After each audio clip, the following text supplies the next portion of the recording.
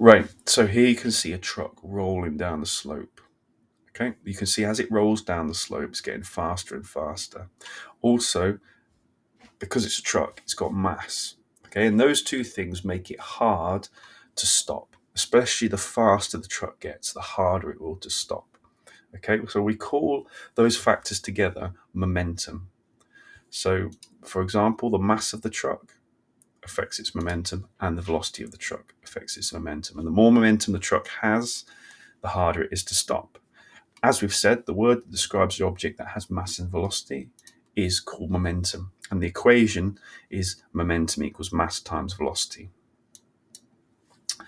The red line represents a closed system. Okay, so a closed system is basically means anything outside the system can't affect what's inside. So, for example, wind. If wind was to blow, that could affect the speed of these balls or start these balls moving. Okay, that's not going to happen in a closed system. All right, so objects within a closed system cannot be affected by anything outside the system. Okay, so let's use this idea, all right, to help us to understand momentum. You might want to answer these questions yourself first, and then by pausing it, and then checking the answers after. So the question says, does the cue ball, the white ball, have mass? Yes, it does. If we put it on a mass balance, the number would not be zero. Okay. Does the cue ball have velocity? Once it's been hit, it does. Okay, because it's moving. How do you describe objects with mass and velocity? They have momentum. Does the cue ball have momentum before it is struck by the cue? Well, before it's struck by the cue, it's not moving, so it has no momentum. What happens to the momentum of the cue ball when it hits the yellow ball? So when it hits the yellow ball, it slows down slightly, so its velocity decreases, which means its momentum will decrease. What happens to the momentum of the yellow ball when the cue ball hits it? Okay, so when the cue ball hits it, its velocity increases, so its momentum will increase. Hopefully that made sense.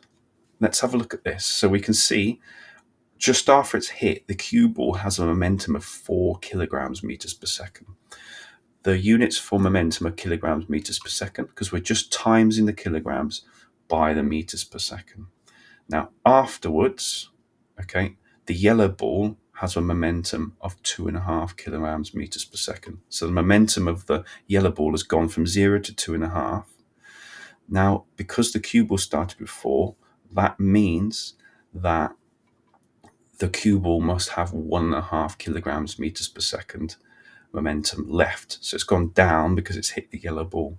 But remember, whatever we have before, total we have before, we must have after. So 1.5 there plus 2.5 there gives us 4. So it's important to remember whatever we have before, whatever momentum the cue ball has before, is the total momentum of both balls once they collide.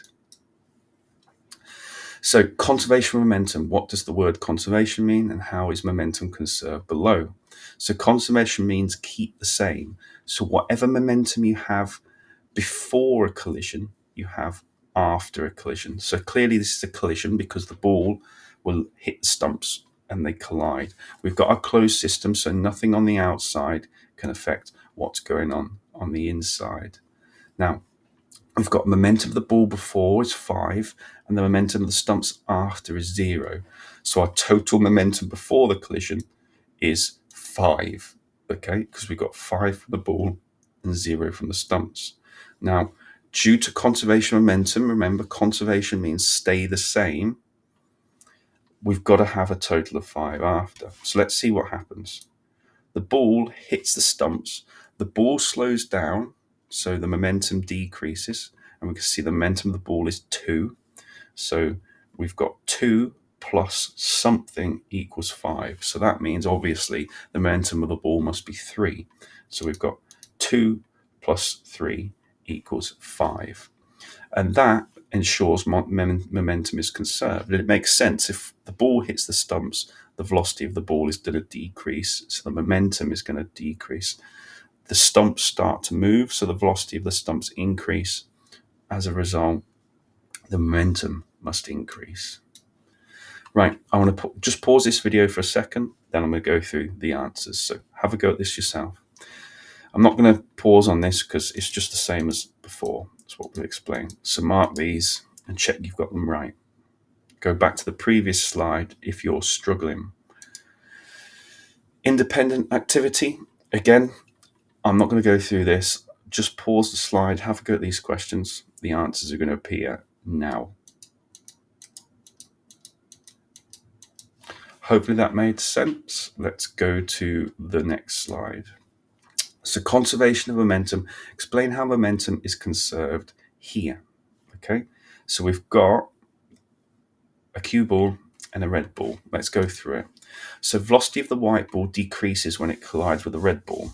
Okay, so we can see the velocity decreases. It clearly slows down, causing the momentum of the white ball to decrease. Velocity of the red ball increases when the white ball collides with it because it starts to move, so causing the momentum to increase the red ball. Okay, so that ensures that momentum is conserved because the total momentum before must be the same as the total momentum after. So if the red ball's momentum increases, the white ball's momentum must decrease to ensure the momentum is the same overall. Right, let's have a look at some exam questions. Skater A bumps into skater B. Skater B is stationary. The skaters move off together in a straight line. Explain what happens to the velocity of each of the skaters. Use the idea of conservation of momentum. So because it mentions conservation of momentum, the first thing we must say is the momentum of, or the total momentum of both skaters before the collision must be the same as after the collision. So whenever you see the words conservation momentum, always mention that. Total momentum of skaters before the collision is the same as after. So if the total momentum was 100 before, must be 100 after. Now, skater A's velocity decreases when they collide with skater B. Okay, so skater A's velocity decreases, meaning the momentum decreases. Then if you bump into something, the thing that you bump into is going to start to move. So skater B's velocity increases, meaning the momentum increases. So basically that ensures momentum is conserved, because if you want to keep the total momentum the same, then if skater B's momentum increases, skaters A's must decrease to keep the overall momentum the same. Now, conservation of momentum can work with explosions as well. So this is clearly an explosion because things are moving apart. Now, that's obviously the opposite to a collision where things come together. So if we have a look, we can see that before the explosion, nothing is moving. There's no movement at all. So that means the momentum must be zero. After, due to conservation of momentum, the momentum must be zero as well. But how can something moving have a momentum of zero? Okay, and to do this, we've got to think of what the opposite is to a specific number. Okay, so momentum of the melon before the explosion is zero because it's not moving. So momentum after the explosion has to be zero. Fragments moving to the left have a positive momentum, cancelling the fragments moving to the right. So if you take all the fragments moving to the left have a momentum of 10 kilograms meters per second, all the fragments moving to the right have a momentum of minus 10. And if we do plus 10 and we add minus 10 to it, gives a total of zero overall. So we have zero before and zero after. 50 going to the left, minus 50 going to the right. As a result, we have a total of zero. So that ensures momentum is conserved because it's zero before because it's not moving, and it's zero after it's exploded. Here is an example of a pretty hard question. The figure below shows a skateboarder jumping forwards off his skateboard. The skateboard is stationary at the moment the skateboarder jumps. So the skateboard is stationary before the explosion. Remember, it's an explosion because the skateboard's going to the left and the skateboard is going to the right. The skateboard moves backwards as the skateboarder jumps forwards. Explain using the idea of momentum why skateboard moves backwards. Okay, So total momentum before equals 0. We know that because it's not moving. So the total momentum after needs to be 0. Momentum of the skateboard moving forward is positive. We've got a positive momentum going forwards.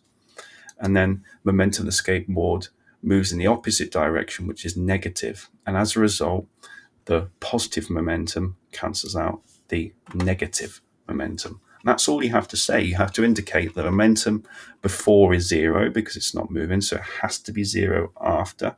The only way you can get 0 before and after is the momentum going to the left must cancel the momentum going to the right. That's why the momentum of the skateboarder is positive, going that way, and the skateboard is negative, going the other way. Thank you.